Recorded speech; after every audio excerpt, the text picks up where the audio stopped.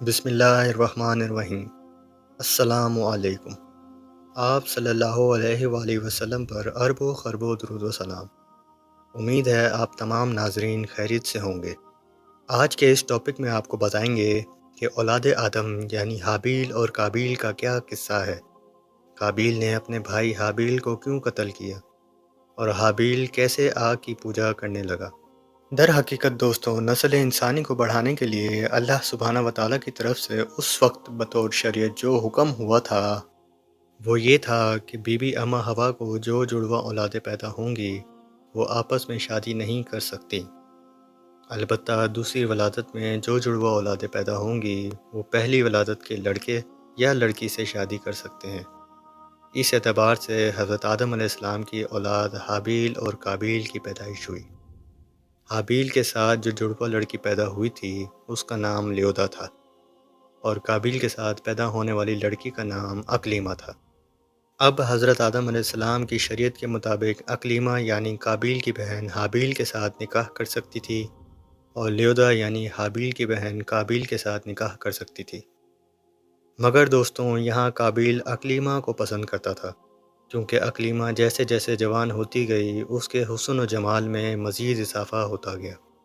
اس کے برعکس لیودا اکلیمہ سے کم خوبصورت تھی، اس وجہ سے قابیل اس کو پسند نہیں کرتا تھا اور نہ ہی اس سے نکاح کرنا چاہتا تھا۔ آپ کو دوستوں بتاتا چلوں کہ قابیل غصے کا تیز تھا، ضدی تھا اور اس نے یہ ناجائز خواہش کی کہ وہ اکلیمہ سے ہی نکاح کرے گا۔ حضرت آدم علیہ السلام نے قابیل کو بہت سمجھایا اور اللہ کا خوف دلایا مگر کوئی اثر نہ ہوا۔ قابیل شریعت سے بخوبی واقف ہونے کے باوجود اپنی ہٹ درمی پہ قائم رہا کیونکہ شیطان نے اس کے دل میں وسوسہ پیدا کر دیا تھا۔ اس مسئلے کے سلجھاؤ کے لیے حضرت آدم علیہ السلام نے کہا کہ ٹھیک ہے، یہ فیصلہ اللہ پہ چھوڑا جاتا ہے۔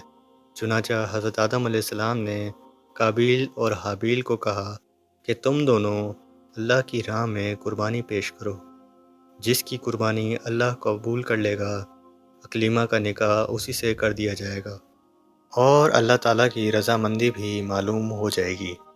دوستوں، اس دور میں قربانی قبول ہونے کی نشانی یہ ہوتی تھی کہ قربانی کرنے والا فرد پہاڑ کی اونچی چوٹی پہ اپنی قربانی رکھ دیا کرتا تھا۔ جو تو وہ آگ اس قربانی کو جلا دیتی اس کی قربانی اللہ رب العزت کے ہاں قبول ہو جاتی، اور اگر آگ قربانی کو نہ جلاتی اور اگر آگ آتی ہی نہیں تو قربانی قبول نہ ہوتی۔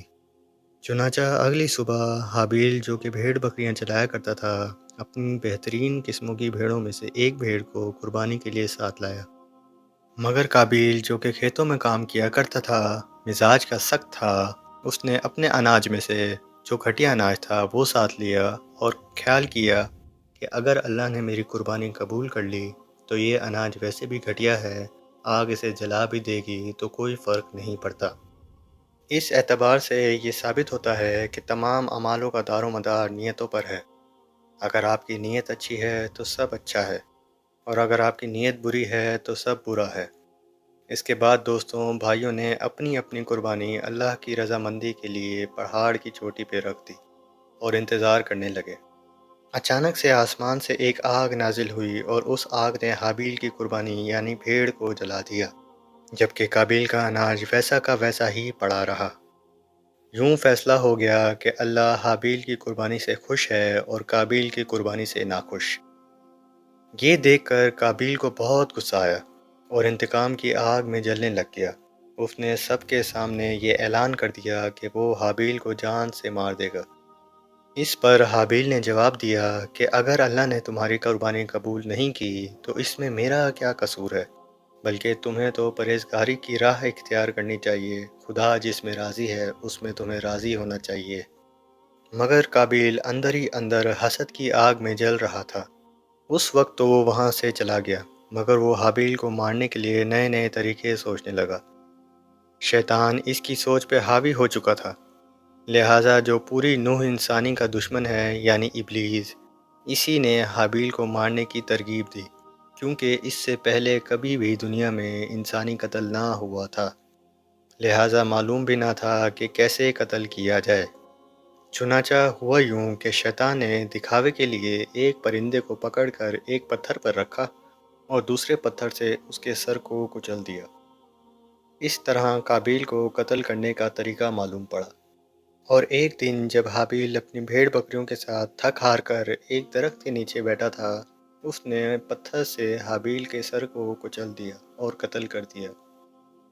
अब काबिल हाबिल को दुनिया वालों की नज़रों से ओझल करने के लिए सोचने लगा कि अगर मैं इसे ऐसे ही छोड़ता हूँ तो आसमानी चील दरिंदे इसे कच्चा खा जाएंगे, और अगर ना भी खाया तो दुनिया की नज़रों में पता लग जाएगा कि काबिल ने अपने भाई हाबिल को कत्ल कर दिया है।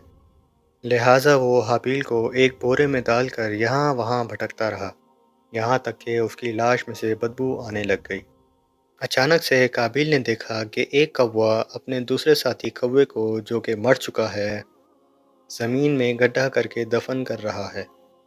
इससे काबिल को मालूम हो गया कि उससे भी यही करना चाहिए। लिहाजा उसने ज़मीन में गड्ढा करके हाबिल को उसमें दफन कर दिया। इस तरह दुनिया में मुर्दे को दफनाने का पहला मंजर सामने आया, और आज तक मुसलमान कौम यही तरीका अपनाती है। उस दौरान हज़रत आदम अलैहिस्सलाम मक्का गए हुए थे।